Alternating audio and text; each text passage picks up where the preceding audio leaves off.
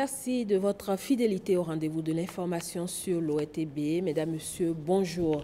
Nous ouvrons ce journal par l'installation des 11 membres du Conseil d'orientation et de supervision de la liste électorale permanente informatisée COSLEPI.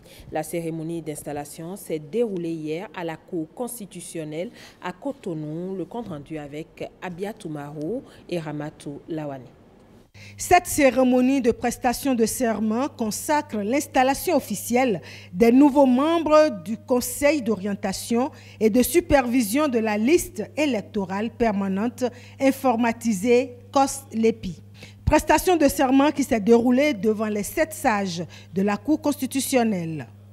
Conformément au code électoral, les 11 membres du COSLEPI ont pour mission l'appurement, la correction et l'actualisation du fichier électoral devant servir pour les élections législatives de 2019. Un défi et surtout une responsabilité que le président de la Cour constitutionnelle a rappelé aux membres du COSLEPI. Le serment que vous avez prêté, c'est une promesse. Il a un caractère promissoire. C'est un engagement solennel à accomplir dans les termes du serment ce que la nation attend de vous. Nous prions que vous puissiez assumer, que vous puissiez assurer de manière totalement impartiale, de manière professionnelle, de manière responsable. Je voudrais donc, encore une fois, alors que vous recouvrez la légitimité qui ne devrait pas vous manquer et que vous avez la légalité pleine et entière, souhaitez que vous ayez les ressources complètes. Souhaitez que vous ayez les moyens qu'il faut. Souhaitez qu'avec les organes compétents, et je salue la présence du président de la Sénat, avec la Cour constitutionnelle, qu'ensemble, la collaboration soit parfaite. Il y a au-delà de chacun de nous ce qui nous appartient à tous, ce qui nous est commun, la nation. Le mandat de ce COSLEPI prend fin à la fin du mois de janvier 2019. La décision de retrait du droit de grève prise par la Cour constitutionnelle est diversement appréciée. 2 praticiens de droit, le bâtonnier Jacques Migan et le professeur Bastien Salami, saluent ce qu'ils appellent une décision de justice sociale. On les écoute au micro de Jérôme Hongbo. C'est une décision qui est juste. Parce que pour la comprendre, cette décision, il faudrait tenir compte de ce que la Constitution a dit en ses articles 98-21, que la définition du droit de grève est du domaine de la loi. Et c'est fort de cela que le législateur, en 2002, a voté la loi 2001-9 et qui dit expressément que, en son article 2, bien entendu, je cite, « Les dispositions de la présente loi s'applique aux personnes civiles de l'État et des collectivités territoriales ainsi qu'au personnel des établissements publics, semi-publics et ou privés, à l'exception, c'est important cette portion de phrase, à l'exception des agents à qui la loi interdit expressément l'exercice du droit de grève. » Donc à partir de là, oui, on peut retirer le droit de grève à certains agents de l'État. On peut le retirer puisque la loi dont je viens de faire état a été portée à la connaissance de la Cour constitutionnelle. Et la Cour, en son temps, a bel et bien dit que cette loi est conforme à la Constitution. Il vous souviendra qu'en 2015, si mes souvenirs sont bons, la Cour présidée en son temps par le bâtonnier Dessoudo Robert a décidé que le droit de grève devrait être retiré aux douaniers, aux agents des douanes. Alors, au moment où devrait être prise la décision concernant la nouvelle loi votée cette année par les députés en ce qui concerne les agents de sécurité, de la santé, les magistrats, on a été surpris, tout le monde a été surpris que le professeur Olo, qui était le vice-président en son temps, n'ait pas suivi ce qui avait été rendu au moment où le Bâtonnier Dossou Robert était aux responsabilités. Que la Cour présidée par le professeur Diogbenou dise aujourd'hui que le droit de grève doit être retiré aux magistrats, aux agents de la santé ou encore de la sécurité, je crois que, comme je l'ai dit tout à l'heure, c'est une décision qui est juste.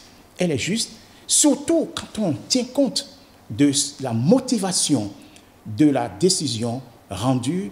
Je tiens à vous dire que c'est une décision dont la motivation est très forte, pertinente et techniquement fondée. Imaginez les agents de la santé faire grève, nous l'avions connu.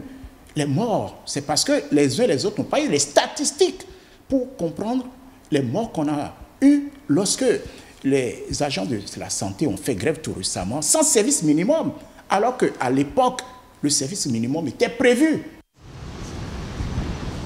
Il y a un bloc qui dit c'est possible de réduire, voire même d'interdire. Deux autres disent ce n'est pas possible de le faire. La dernière qui vient d'être installée a raison, avec une démonstration inattaquable. Elle restaure l'interdiction, mais non pas seulement sur la Constitution, mais sur les instruments internationaux ratifiés par notre pays. Il ne faut pas oublier que le pacte international relatif aux droits économiques, sociaux et culturels, article 8 de l'alinéa 2, dispose expressément que si le droit de grève est un moyen légitime pour le travailleur de revendiquer ses droits, cela n'empêche pas ni le législateur et le gouvernement à restreindre ce champ, voire même à l'interdire. C'est l'OIT, ce sont les dispositions de l'OIT qui sont des décisions supranationales, qui sont supérieures à notre Constitution. De sorte que, lorsque vous voyez dans notre Constitution des dispositions qui sont en porte-à-faux avec de tels engagements internationaux, il y a lieu même de modifier la Constitution pour être en phase avec ces engagements-là. Aujourd'hui, nous sommes à l'aise que finalement, la raison revienne. Je faisais partie de ceux qui, en début d'année, avaient estimé que la Cour sortante avait fait du rétropédalage, avait rendu une décision émotionnelle. Voyez-vous? Donc aujourd'hui, lorsque les choses se passent à l'endroit, il est de notre devoir d'expliquer aux Béninois qu'il n'y a pas péril en la demeure, qu'au contraire, c'est les Béninois qui gagnent. Moi, je voudrais dire, par la même occasion, qu'il ne faut pas faire du triomphalisme. Si quelqu'un a gagné, c'est le Bénin qui a gagné dans cette affaire-là. Je ne voudrais pas que les employés de ces secteurs-là, qui sont des secteurs vitaux pour le Bénin, soient offusqués parce que des courants syndicaux auraient plus intérêt à les voir abandonner le travail. Tout ce qui est gâté, tout ce qui est abîmé, les familles qui ont été déchirées par ces grèves-là ne comprendront pas. Parce que les impôts que payent nos compatriotes, c'est aussi pour avoir droit aux services publics de qualité et réguliers. Les tarifs du transport routier de marchandises désormais validés au Bénin. Après consensus et adoption, le procès verbal a été signé par les acteurs de la chaîne des transports. La séance a eu lieu jeudi au ministère des Travaux publics et des Transports, Awa Chérif et Alexis Kenom pour le compte rendu. Des signatures apposées au bas du procès verbal par des responsables des associations des transporteurs. C'est le fruit des travaux de l'atelier de validation de Boycon sur l'homologation des tarifs de transport routier de marchandises et de voyage en République du Bénin. Les participants, après échange, ont homologué les tarifs consensuels retenus, qui sont des tarifs indicatifs et qui serviront de base de négociation entre les transporteurs et le donneur d'ordre. Il est à noter que l'homologation des 10 tarifs par les différents acteurs du secteur des transports vaut acte d'application des conclusions contenues dans le rapport de l'atelier de Boycon sur l'actualisation des tarifs de transport et de voyageurs. Ce document devient désormais un breviaire pour ces acteurs de la chaîne des transports en matière de consultation et d'application des tarifs harmonisés au Bénin. Le ministère s'est inscrit beaucoup plus dans une logique participative et inclusive en associant toutes les parties prenantes, en associant tous les acteurs de la chaîne logistique des transports. Et il est de bon ton que le Bénin puisse se doter d'un document de référence en matière de négociation de prix de transport, en matière de négociation de prix de transport de marchandises et de voyageurs. Je voudrais qu'on s'entende et qu'on l'applique. C'est nous qui avions choisi, nous avions signé ensemble aujourd'hui, nous devons l'appliquer. Nous sommes là pour réguler. C'est un document qui nous engage. À travers cette homologation, les acteurs sont désormais décidés à accompagner le gouvernement du président Patrice Talon dans les nombreuses réformes dans le sous-secteur des transports. Ils pourront également jouir aussi des fruits de leurs activités. Et parlant de cette harmonisation des tarifs de transport, certaines organisations de transporteurs approuvent la décision. C'est le cas du syndicat des transporteurs et importateurs associés du Bénin. On écoute son premier responsable au micro de William Tchoki. Le moment tant entendu est finalement arrivé. Il revient aux structures fertières d'informer tous les transporteurs béninois, nigériens, burkinabés, qui travaillent avec le port de Cotonou, cette nouvelle liste tarifaire. Au niveau de Central INAB, nous avons beaucoup apprécié la validation de ces prix-là, car ce n'est un secret pour personne que tout ce qui intervient dans le secteur transport a pris a connu une augmentation. En l'occurrence, le gasoil a connu une augmentation, les pneus, tout ce qu'il faut ont connu d'augmentation. Il est quand même normal qu'on révise le prix du transport, ce qui a été une réalité hier. Pour illustrer ce que je dis, je donne un exemple. Le prix du transport de Cotonou à Maradi, une ville du Niger, de 45 000 est passé à 53 000. Donc, on attend, dans quelques jours, il y aura un comité qui sera mis en place pour veiller au respect de ces tarifs. Je nous exhorte à tenir pour que le transport puisse vivre longtemps et pour que le transport puisse nourrir son homme. Je sais que tous les transporteurs n'ont pas les mêmes problèmes. Il y a des gens, ils vivent sur des prêts et chaque mois, ils ont des échéances à payer. Mais n'allons pas voir ça pour accepter n'importe quel prix. Je tiens à nous dire, tenons dur pour que ce travail qui a été validé par l'État, l'État a joué sa partition et revient maintenant à nous, transporteurs, de jouer la nôtre pour notre propre bonheur. La promotion du numérique, une priorité du gouvernement de la rupture. La ministre de l'économie numérique a entrepris une tournée dans le centre et le nord Bénin. Aurélie Adamsoulé a visité un centre d'entrepreneuriat et du numérique à Savalou. Savalou qui reçoit déjà les installations de la fibre optique. Koudous Abdoulaye Alessis Kenop. Aurélie Adamsoulé en admiration pour le centre de l'entrepreneuriat et du numérique de Savalou. Ce cadre d'appropriation du numérique vise à former une centaine de jeunes chaque année et susciter des vocations professionnelles dans le numérique et l'entrepreneuriat moderne. Antoine Baguidi, 14 ans, en tire déjà profit. Après la formation reçue dans ce centre, il crée son propre site. Quelle est l'adresse du site? www.ton-bi-15.websel.net. Et donc, expliquez ce que fait le site. Montre le site. Ce site va servir à publier des audios, images et vidéos de nos cultures béninoises. Super. Félicitations. Merci. La jeunesse de Savalou manifeste un fort engouement pour ce centre. Certains parmi nous qui, auparavant, ne connaissaient rien de l'outil informatique peuvent aujourd'hui manipuler l'ordinateur. L'initiateur natif de Savalo s'en réjouit, mais invite la jeunesse à aller au-delà. Je voudrais que sortent d'ici des jeunes qui sont capables de développer des applications pour mettre à disposition des entreprises aux États-Unis. Voilà mon rêve. Je le pense fortement. Que d'ici, qui puissent vendre des services sans sortir de notre Savalo natal. Rêve soutenu par la ministre de l'économie numérique. Pour le ministère, pour le gouvernement, c'est important que nous allions là où l'action se passe. On a un programme d'action du gouvernement.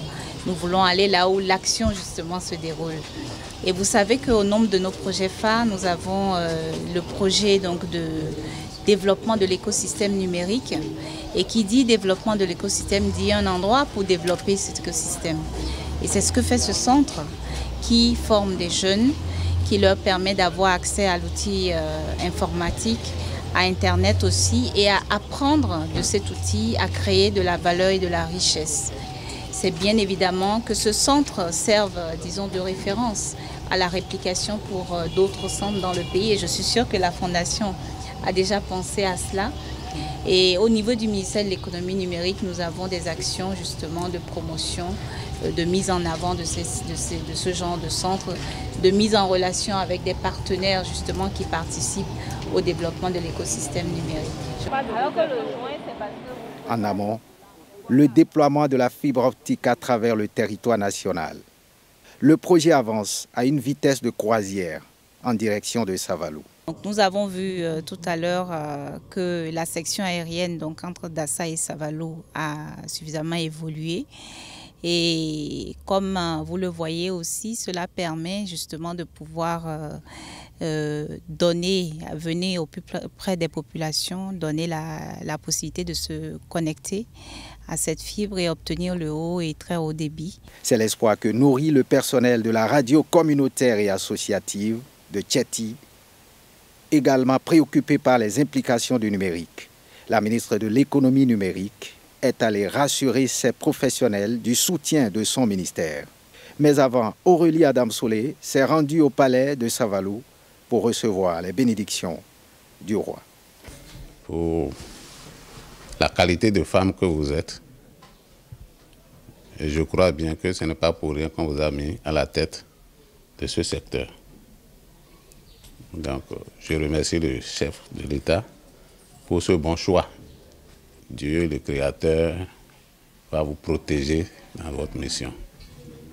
Vraiment, je vous remercie pour ce déplacement. Renouvellement du programme de développement des infrastructures économiques et marchandes de la coopération suisse au Bénin. La signature de l'accord de la phase 2 a eu lieu jeudi au ministère des Affaires étrangères à Cotonou. Abia Tsoumarou, Edmond Ongbo. 5,7 milliards de francs CFA pour construire et moderniser les marchés de Glazoué, de Peonko, un marché à bétail de Niki et le parc à bus de Boycon.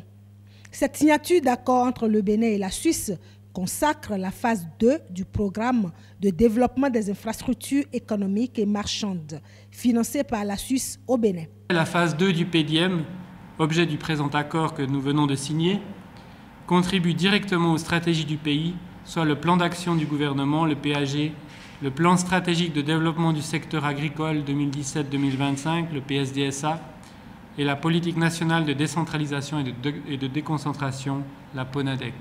Les objectifs de ce programme sont précis. Le présent accord vise à améliorer les conditions de vie des populations de nos communes à travers la dynamisation de l'économie locale et le renforcement de leur autonomie financière par la réalisation et la gestion d'infrastructures économiques rentables. Objectifs qui entrent dans le cadre du programme d'action du gouvernement.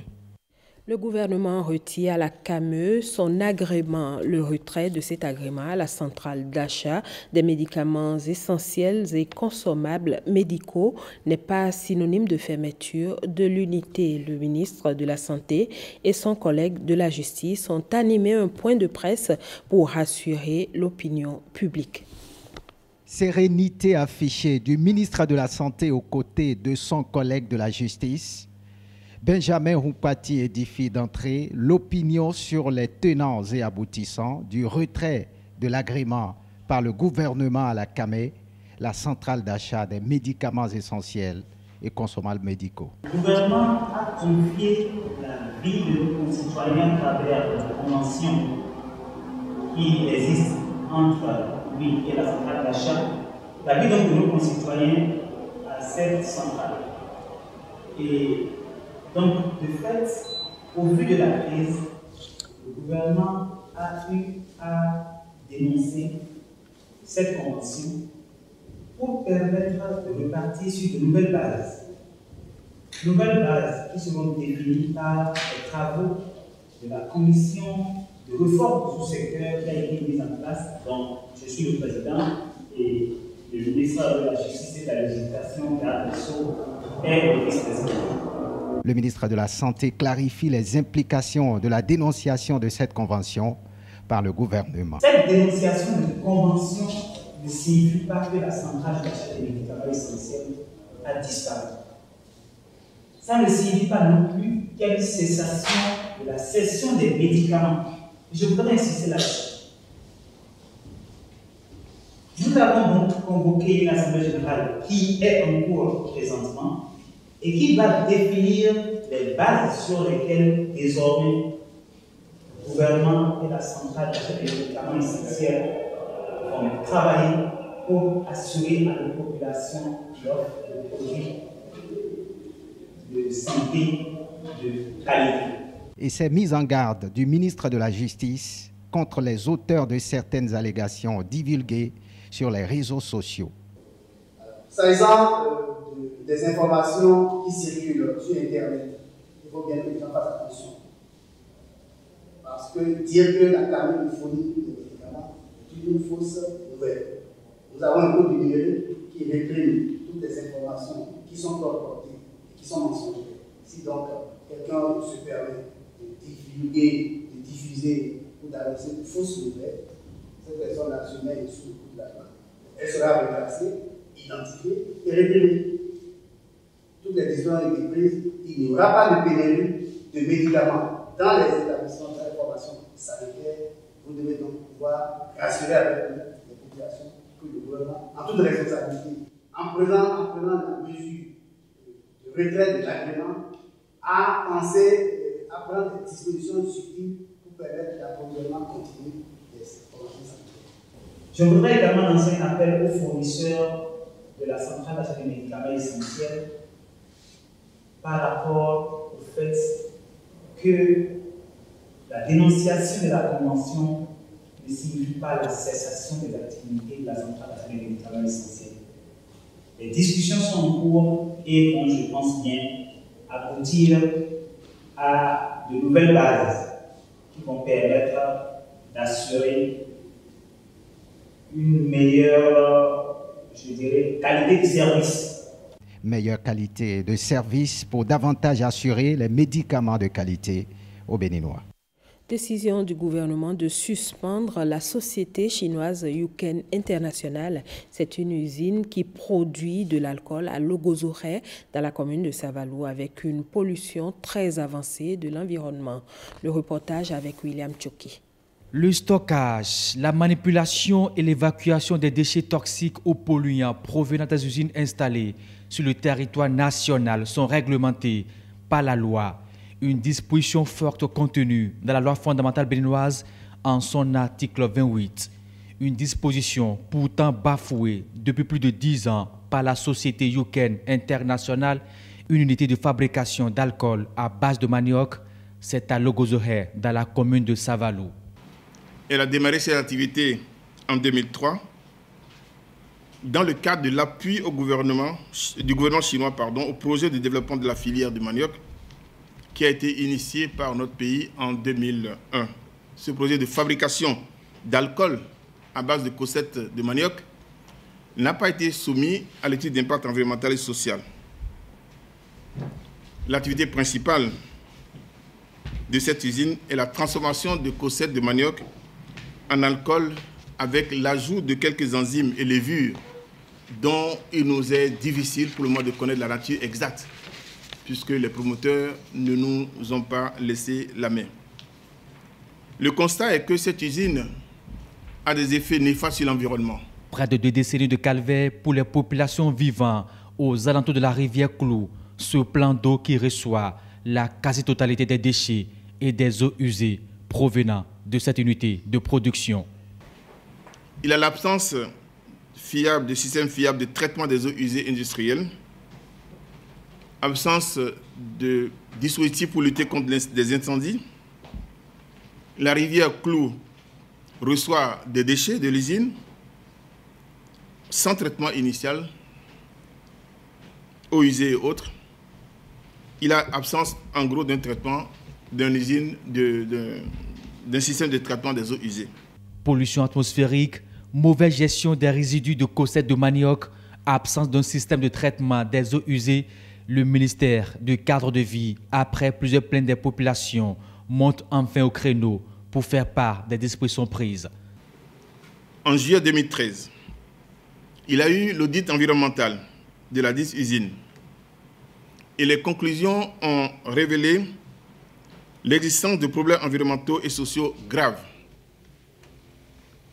Des mesures correctrices ont été recommandées à cet effet et l'usine a promis de tout mettre en œuvre pour respecter et mettre en œuvre ces recommandations.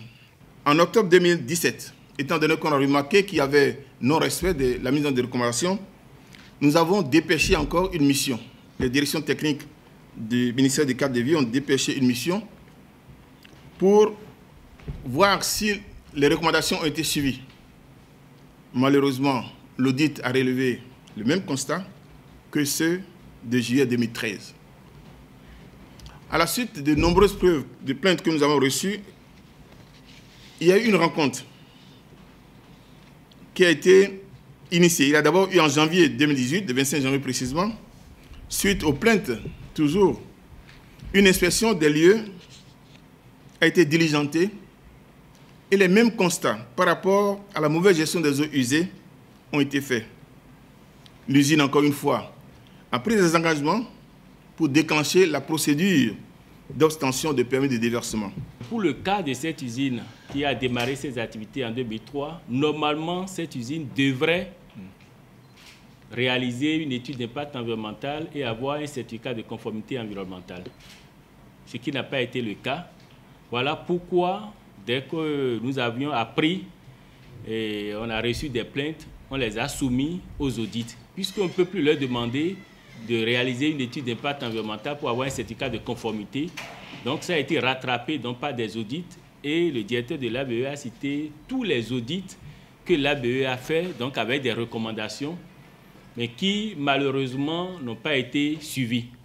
Pour l'heure, la situation de pollution continue et s'aggrave malgré les injonctions de l'autorité. Selon le décret du Bénin de 2001 sur les rejets des eaux réduisiennes, normalement c'est 1 mg par litre. On a relevé qu'il y avait 3 par litre, ce qui est grave pour l'écosystème, pour les habitants qui n'utilisent que les eaux de cette rivière. La proposition qui est faite, c'est la suspension. Dans tous les cas, si l'usine veut mettre en œuvre son plan de réhabilitation, elle est obligée de suspendre d'abord ses activités et cette suspension ne sera levée que si la société a une station d'épuration des eaux usées et que la société ait en main le permis de déversement des eaux usées. Une suspension de la société, c'est la décision prise par le ministère du cadre de vie. Mais que faire des dégâts causés pendant plus de 10 ans à la rivière Clou et aux populations de Logozoré? Madame, Monsieur, merci à vous d'avoir suivi cette édition. Passez un excellent week-end en compagnie de nos programmes.